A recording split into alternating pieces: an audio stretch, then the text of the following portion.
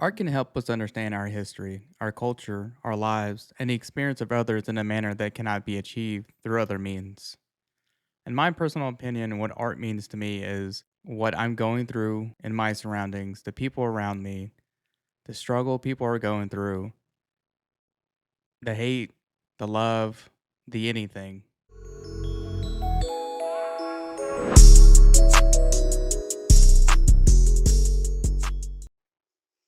The thing you must demonstrate what you're assuming is actually happening, even if you could prove it beyond a shadow of a doubt that the creator of the art hates you and people like you, you'd still be required to prove that art itself is hateful towards you or anyone else. And I took that as a challenge. Art conveys emotion and ideologies. Both the artist's feelings and the art itself are intertwined. So, having this said to me was confusing. So, I did a little bit of deciphering. Art is not something that you see and you feel that it's being hateful against you. In a sense, art is something that you should be connecting with the artist about. So, if the artist feels hateful towards people or somebody, then the embodiment of the art itself is reflecting that. So if you can look at art and you can feel hate within the art, then the art is doing its job. Their end, even if the art is hateful to you, you are simultaneously proving that the art is hateful to begin with. That's the whole point. The whole point of the art itself that you're looking at is to understand where they're coming from, to understand their surrounding, to understand that if they're hateful in this area that they're in, that you know that with passing time in that era that it was a place that was hateful to them, or the fact that they were doubted or scrutinized or anything that you can think of. Any art in the history of the world, you can very much understand if they were sad, if they're becoming crazy, if they were heartbroken. That is the entire point of art. So when you ask me to prove that art can be hateful, I don't know what the fuck you're talking about. Your art is all over your house, and it's fantastic. You're very Thanks. talented artist. Thank you so much. He's just blanketed his house with his art, and you do some really compelling stuff. Oh, thanks. You're quite prolific. I notice a lot of it. Some of it's provocative. I think it does me, actually. What's that? The art does me. It's like, it's not something I can help. It's a symptom of something. Yeah. Yeah. There's a lot of angst and, worry and anger going on, and it just seems to have manifested in. Is it true you're wandering the streets? You need a date to the party? What's up? No. I'm doing just fine. I just, there's no meaning to any of this. So I wanted to find the most meaningless thing that I could come to and join, and here I am. They're celebrating. You got to admit it's completely meaningless. Well, they say they're celebrating icons inside. Celebrating Do you believe icons. in Boy, that is just the absolute lowest aiming, possibility that we could come up with. It's like icons. Do you believe in icons? I don't believe in personalities. I don't believe that you exist, but there is a wonderful fragrance in the air. You don't believe certain icons have the power to make change, to think differently, to be bold, to inspire others? Artistry? You're one of them. On the good foot. Ha! Yeah. You shut it down now.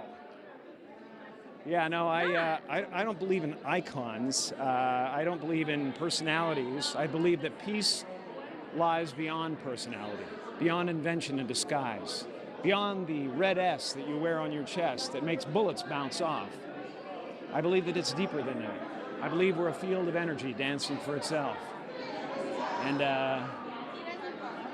I don't care. But Jim, you got really dressed up for the occasion. You look good. No, I didn't. Was that get an dressed accident? up. I didn't get dressed up. Who did? There is no me. There's no you. No. We're not here. This is a dream. There's just things happening. And there are clusters of tetrahedrons moving around together. Okay.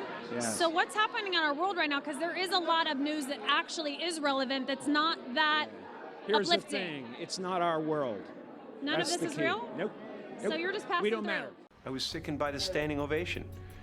I felt like Hollywood is just spineless, en masse. And it really felt like, oh, this is a really clear indication that we're not the cool club anymore. Carrie insisted that, and I quote, "My plan was to not join Hollywood, it was to destroy it." The actor reminisced, recalling his career in early days. I think everyone should get rich and famous and do everything they ever dreamed of so they can see that it's not the answer. Jim Carrey started acting when he was 19 and moved to Hollywood where he acted in films on television, and after the whole Sonic movie, he was explaining why, and I quote, "I really like my quiet life, and I really like putting paint on canvas, and I really love my spiritual life, and I feel like this is something you might never hear another celebrity say as long as time exists." He's done enough with Hollywood. And Jim Carrey suffers from depression, and I think a lot of his surroundings in Hollywood can reflect that. I mean, the man came into our lives and he was an icon and became severely depressed and angry with Hollywood. I think that very much reflects his career. I don't know what painting teaches me. I know that it just frees me. Free from the future, free from the past, free from regret, free from worry.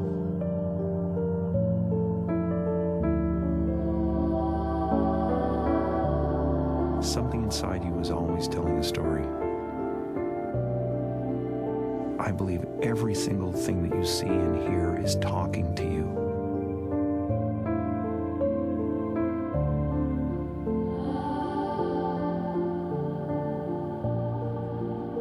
You know, the bottom line with all of this, whether it's performance or it's art or it's sculpture, is love.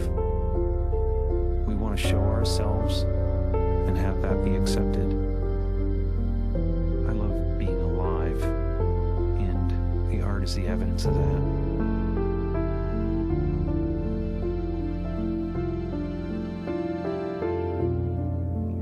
Defining artists and their role. Artists, the architects of emotion and vision, stand at the forefront of societal evolution. Their role transcends the aesthetic, weaving an intricate narrative that intertwines with culture, activism, and empathy. An artist infuses creativity, thought, and imagination into tangible form, using different medium like paint, clay, or digital tools. They create visually captivating art pieces that often convey a message, engage the audience, or provoke thought.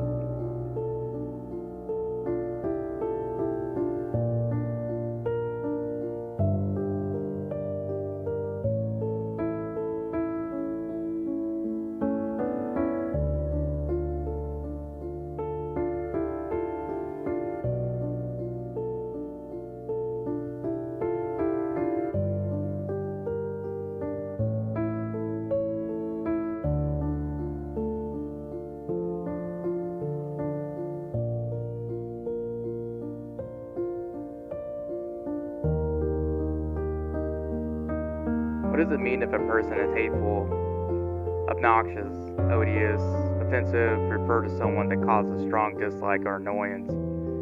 Hateful implies actually causing hatred or extremely strong dislike.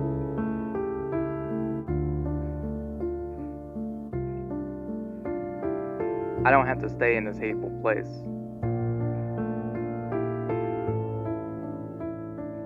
I can be free of the pain from this place.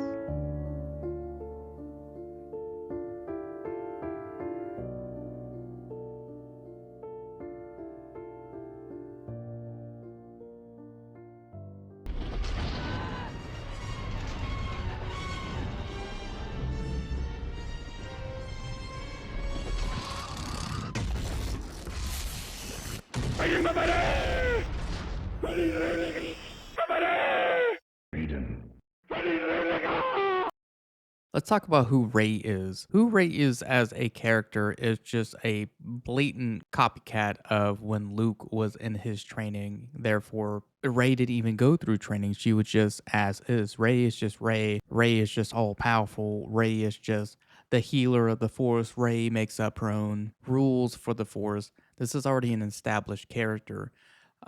Let's talk more about what Ray as a character and story writing did to the audience, because most of the audience feels that this film was hateful. Not hateful as in they're calling you names, they're hateful and challenging the audience's intelligence, as we previously just established that art can be hateful without saying a single hateful word to you. It's just what is reflective of that art, and anything that we see that's posted online from the showrunners or writers or actors in turn make this entire piece hateful. And a lot of people that went to go watch the films felt hate from the showrunners and producers because they weren't acknowledging the predecessor, or I would say creator of the franchise to begin with. They did not pay any respects to show towards George Lucas. So yes, in turn, that is something that is being hateful, and you can see a lot in the reflections of the OG actors that when anytime they do an interview, that's exactly what we're seeing. So when people said that anyone who reviewed this movie is just being a genuine hater of the creators and writers and of anything, that we were just hating on the show and movie just to hate on it. No, that they hated it. We hated it. I hated it because it just felt like not Star Wars. That is not what I grew up with. And you can argue the fact that, oh, it's you're just not the target audience, bro. No, that doesn't make any sense because we gave them the IP. Of course, we're the target audience. You just are trying to cater to someone else entirely, and that's not the point of this series. This whole creation, it was made for everybody. So for you to say that it's not for a certain targeted audience, no, it's always been made for everybody. And anyone who goes and watches the first 3 films, the OG films, they don't feel a lack of inclusion with the film. That's what it used to be about, just like the exploration of space and what's out there, and we call this thing the Force, and everyone is included. And then at some point we cross this road of, hey, these Jedis are all white, which race in itself, arguing in any film, it's just such a silly thing to argue about. So yeah, people felt that the artist, the representation of the movie as in an artist standpoint, that the artists, the creators were being hate towards them because that is the definition of what they are seeing. The art of story writing, the art of film, and the artistry in the film. Anyways, it looks amazing, but that doesn't change the fact of what message that we're receiving. They're not in terms pushing a certain message when they say stuff, but however, since they did, that is how we interpret it as. Things are we, not this crude matter. You must feel the Force around you. Here, between you, me, the tree, the rock, everywhere. Yes, even between the land and the ship.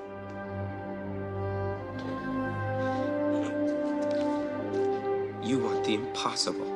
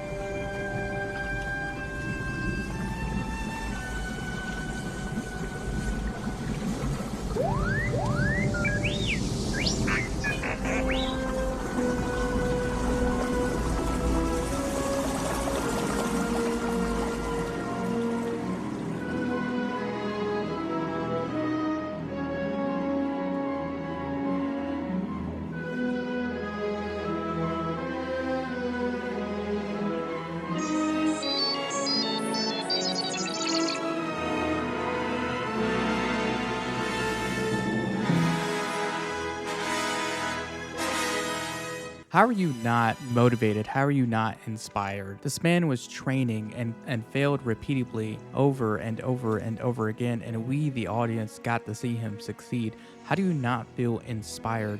Where is the hate in the originals that you're trying to reach for? This, if anything, is just purely inspirational.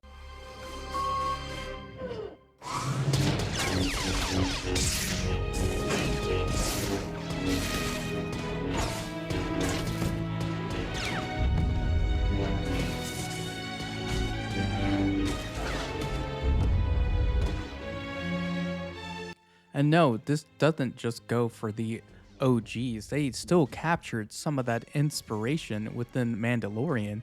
They can still do a good job at completing this story.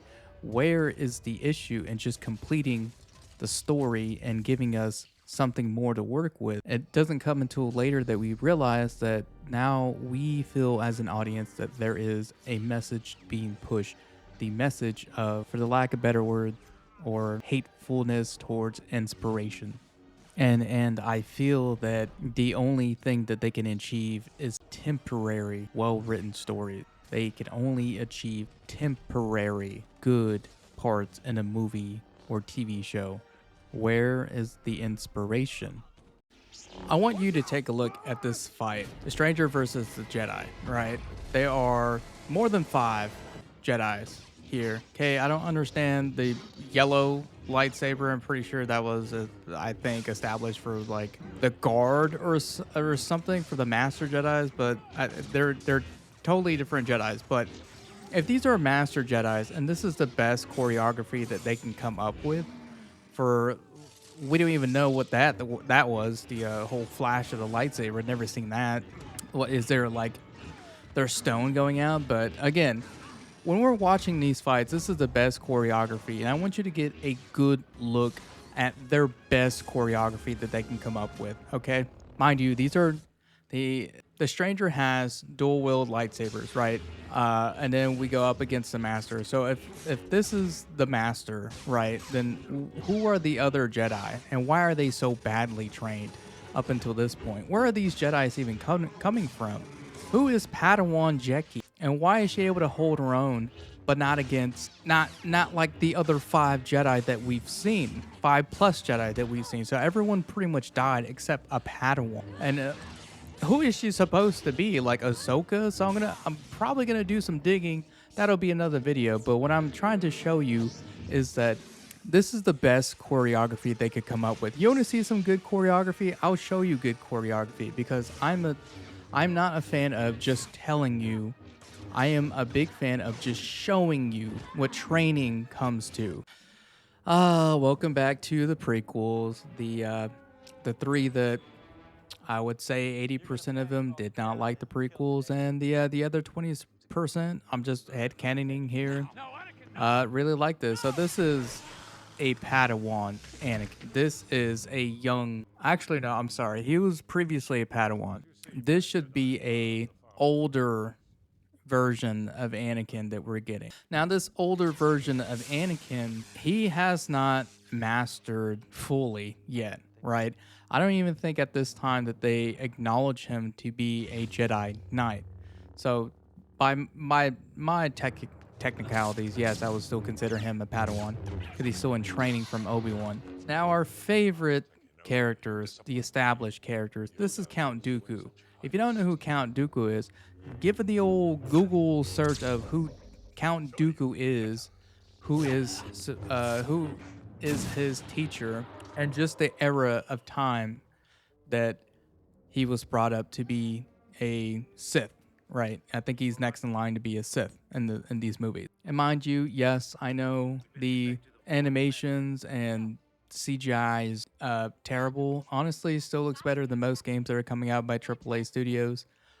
Did not know that is CGI. That was a CGI stormtrooper. I just noticed when I looked up the video.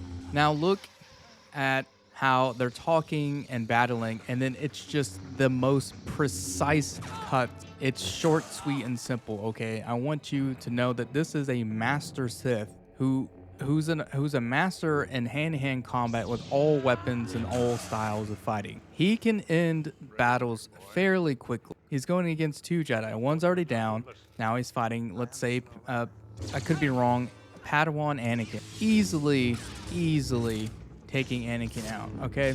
Check out the first lightsaber, and now look at the stamp. If you are a fan of Star Wars, you have to know that these guys are using specific stances, and Count Dooku is, let's say he is using the same stance and testing Anakin on his ability to fight. So again, easily, Count Dooku takes out Anakin easily. Now, this is one of the movies, and we're still staying a younger Anakin. Now come with me on this journey to round two. Round two of this fight when he's fighting, there you go, Count Dooku, Anakin, Obi.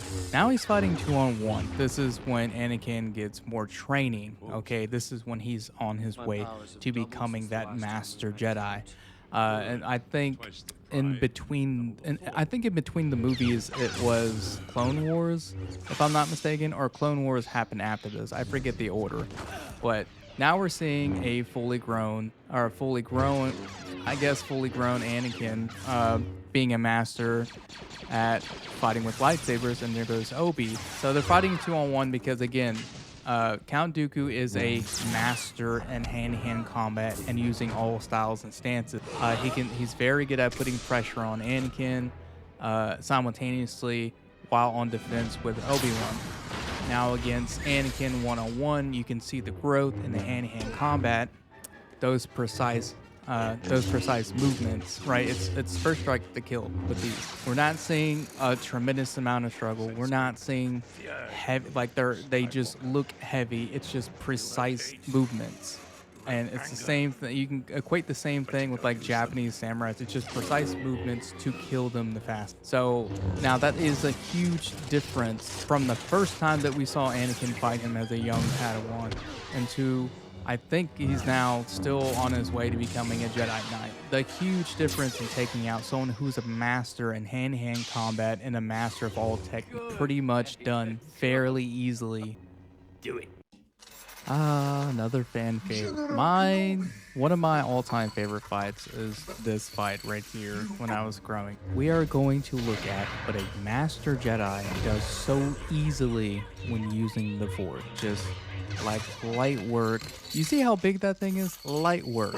That's Anakin's teacher right there. This is still the prequels. Now we get to see an actual fight.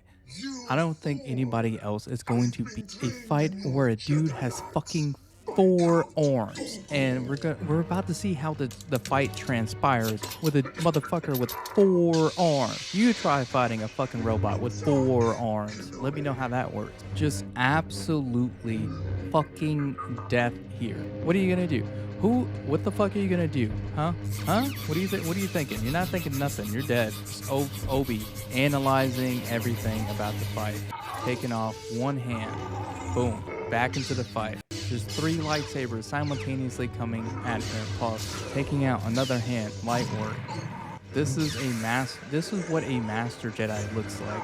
Not all that swinging and huffing and puffing like it's just and we're playing little kids tennis. No, this is dark death. This fight is fucking badass. It's fucking badass. Just look at him, little spider ass legs. Look at him. Try to get away from me. Hell no, bro. Bring that here. Come here, boy. Now, the acolyte. We have unfinished business. Attack me with all your strength. Brother, what's that? What's that, brother? I appreciate your courage, young warrior. I have no quarrel with you. Attack me, Jedi. Jedi do not attack the unarmed. Yes, you do.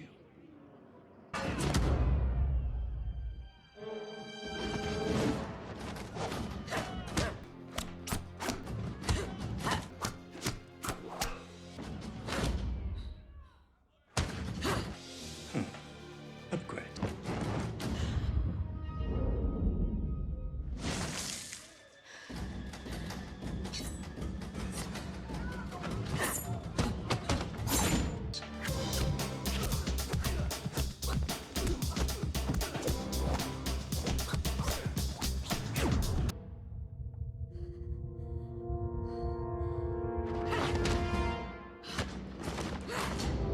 Who trained you?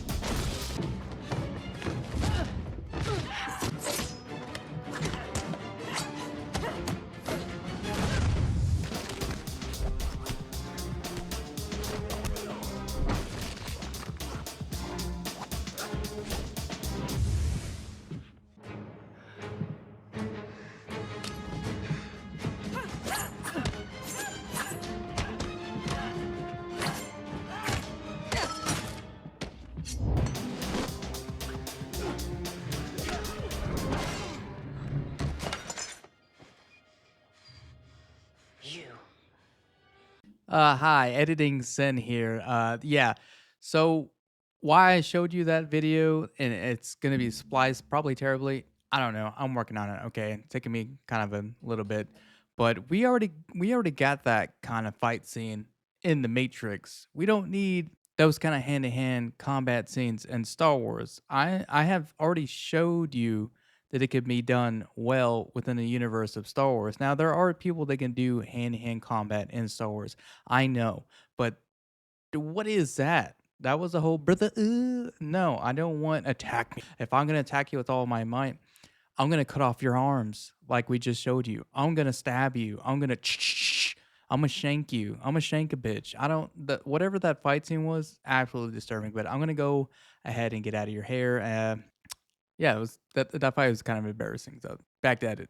Ah, ha, ha, just kidding. I have reached the part in my script where I'm supposed to be talking to you. Edit this up, okay? I need. So in the video that we just seen, that first initial hey, here's the act like here's how it's gonna turn out to. I showed you the first initial Jedi clip first. That way we could have judged the fight choreography then. I'm not gonna pull out the Ray clips because Google that. I mean, you can look on YouTube. That Ray, those Ray fights are just so bad. They did Kylo so dirty. And everyone's has already went over the Ray fight as much as possible. So what I'm doing is just comparing the Jedi Master, highly ranked Jedi Knights. I guess you could say the guards of the Jedi's with the yellow lightsabers, and doing a comparison. The fight scenes have gotten better, but they could be way better than the old ones. They've gotten better as far as their standards of how they do hand-to-hand combat and with the lights and stuff. I see a lot of cool dual wield lightsabers of them just snapping it off. That's cool. That's fine. I mean, as long as it's in the parameters of like Star Wars itself. But this is what I'm talking about when it's kind of becoming disrespectful and or hateful towards the audience, is because what I've showed you or the last three prequels combined versus what they just came out with. Mind you, this is ignoring everything that they said. You're not the target audience. We're not. We're pushing DEI higher. Pushing. We're not. We're ignoring all that. What I am only specifically targeting is the films and the movie shows, whatever. Their hand-to-hand combat has gotten a little better. It's just their story writing. Their story writing is beginning to fall off. The effects of that of the effects of what's happening for the audience is it's just not enough. We get a lot of these cool, like these little snippets of these okayish fight scenes that could be better with the bats. In my book, that's just the lowest of the low. That's worse than The Room type of movie, which you can watch for free on YouTube because it's just that. What I want good choreography to go with the good storytelling, because then you will show me who this person is. Then you will show me how you intend to write your story, because that is the artwork that you are giving to the audience. They're very much saying that these guys are supposed to be powerful, but okay, no, they're not, because they all died. Those five or six Jedi's just died. Then we get the stranger who is supposed to be like this badass Sith type. Uh, and then follow him through the story. And okay, what is the objective here? So again, the target audience is me, us, the fans of Star Wars. I'm not a fan of saying that they're saying it's only for a specific targeted audience. Yeah, cool. We see a lot of these female lead characters. So what? That's just I'm gonna focus on a story. Their story is, or the bottom line is, of those characters, they're terribly written. How are they terribly written? Well, they showed me that a person with kunai, little stabby stab knives, is able to take out a Jedi master. And in what world where someone who can pick you up with their mind and crush you, losing to a knife fight of all things? That was just the first little snippet. I know we all know that she dies after that. Okay, no spoilers has been out for, but that is what I'm talking about. They are quite literally challenging our intelligence when it comes to something that we already know. I already know that a Jedi Master is going to be extremely hard to kill. Extremely hard. You got to be like the best of the best. We're talking like Obi-Wan versus is it Count Dooku? If it's even Count, to Anakin versus Count, to Anakin versus someone, to et cetera, to et cetera, to et cetera. But right now, you're showing me how bad the Jedi Masters are. So the bar is really low, and I'm still trying to gather how they got the Jedi reestablished after they all were supposedly killed off. Why is my hand still up? That I just don't understand. I'll probably have to Google that. But the point of this entire video is to show you that the artwork, we'll say the artistic view from the writers, showrunners, and what I'm seeing on the screen is basically being on a level of hatefulness towards its own audience, because you're challenging our intelligence and what we already know, stuff that are facts, stuff that have already been in your story for so long. And that's the entire point. And the entire point is that most of the time, you're not going to hear me talking, except for a couple spaces when like I force myself. I don't want the video to go on too long of being quiet, but I am literally proving my own point, helping me out, really, for the video.